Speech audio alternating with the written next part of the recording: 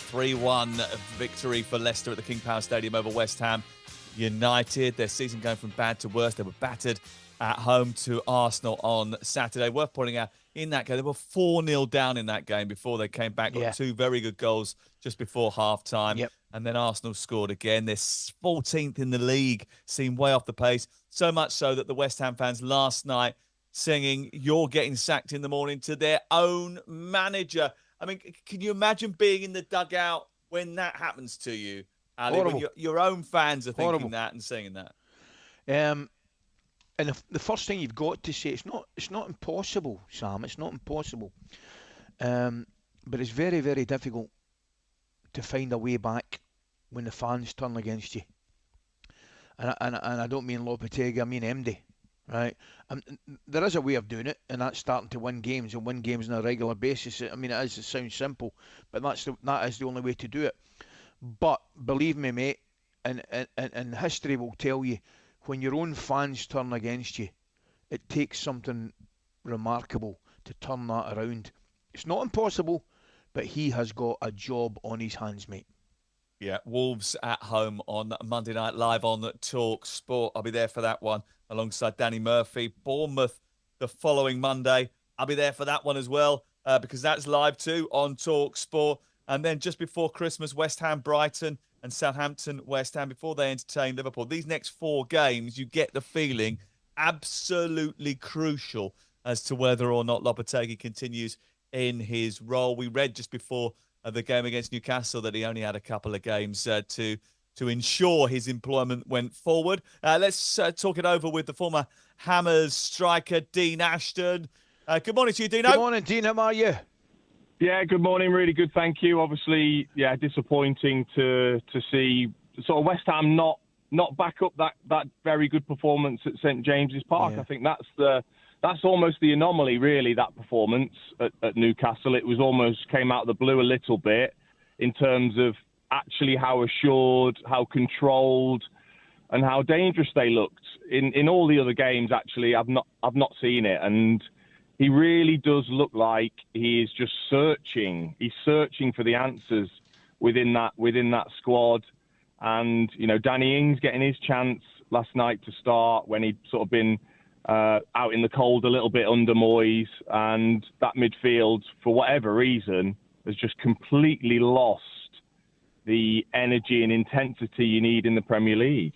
But that midfield hasn't had the intensity and the energy or any sort of degree of tempo throughout the course of the season. It's been pedestrian from the very beginning. And, you know, a lot of that's to do with the recruitment, isn't it? Because when you look at the players that they have brought into the club, a lot of them, especially in the midfield and the back department, don't have the pace that the system demands. The other thing is, and interesting you talk about the Newcastle performance, one of the key things in all of the performances where you've raised eyebrows at West Ham is conceding the first goal, Dean. 8 times this season they've conceded the first goal. And that immediately puts you on the back foot. The same thing happened last night. And actually, it would have been interesting to see what happened in that Newcastle game if that Alexander Isak goal that he scored, which was just narrowly offside, had been given in that match as well. Because as soon as they let in a goal, they then open up trying to chase the game, and they leave all sorts of gaps behind. Yeah, it's a worry when the same thing seems to happen over and over again. And look, David Moyes built a side built on a sound defensive structure and then counter-attack from there. Whereas this team looks like a team that's built on what's meant to be sort of sound defensive structure, but that is easy to play against and is easy to create chances against. And that is a big difference to what we've seen from those players, and they are still the same players. I know they've recruited, but a lot of those players, even last night, are the same players that David Moyes had. And you know, I'm pretty sure David Moyes will be watching, saying, "Well, you know, you've got rid of me," and he probably could handle it if they'd have brought someone in that you think, yeah, I can really see a difference. I can see a totally different type of manager with a really different style. And it's the same with the supporters. They need someone to get behind. They want a charismatic manager that they can really get behind. And he doesn't give you that. Like, even from the sideline, you You just don't get it. Dean, what about when you're a manager and a coach and you make decisions within your team? They either work for you or they don't. And I was saying to Sam earlier on, Wan-Bissaka going to left back. I worry about a kind of lack of mobility and pace, centre midfield, centre defence. But no Paquetá, Antonio left out, Emerson, obviously Somerville as well. When you make decisions like that, mate, you only get away with it if you win. And at this moment in time, that's one of his problems as well, because they come back and bite you. Well, it can't be a level of fatigue, surely, at this stage of the season, to have to feel like you have to give players a rest. And certain players, West Ham aren't a club yet where they can rest a Paquetá. I thought he was outstanding against Newcastle. So did I. And for whatever reason, he's looked off the pace at times, but still, he's arguably your best player.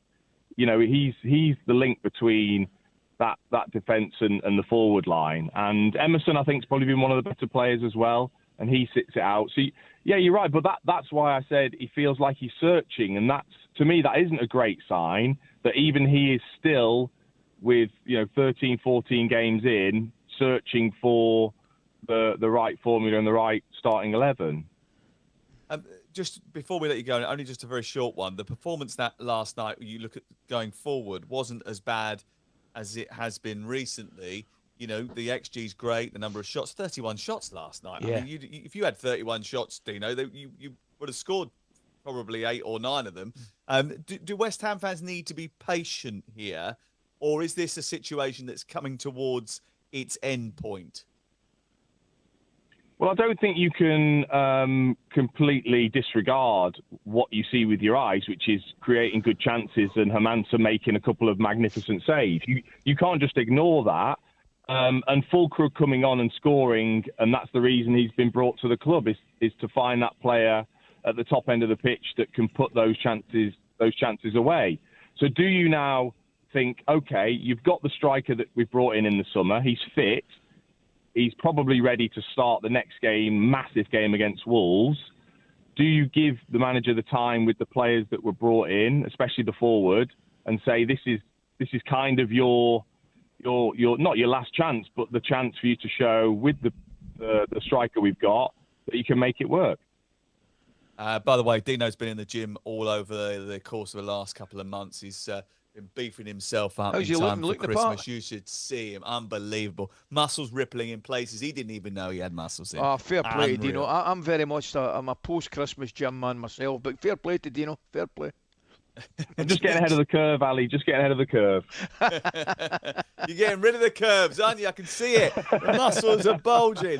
Cheers, Dino. Thank you very much. Mate. Appreciate that. Nice one. It was interesting there that Dino was saying about the need for Dean Ashton, saying that they needed a charismatic manager, Ali. Last night, I was listening to the commentary and the boys were saying that, what was it they were saying? They were saying, oh, yeah, you should be happy with the way they've responded to the first Leicester goal. The camera panned straight to Lopetegui, and they had to say he doesn't look very happy about it because he just doesn't carry that sort of jovial figure on the touchline, does he? No, not at all. I take Dean's point, but isn't it amazing, Sam? And football is amazing.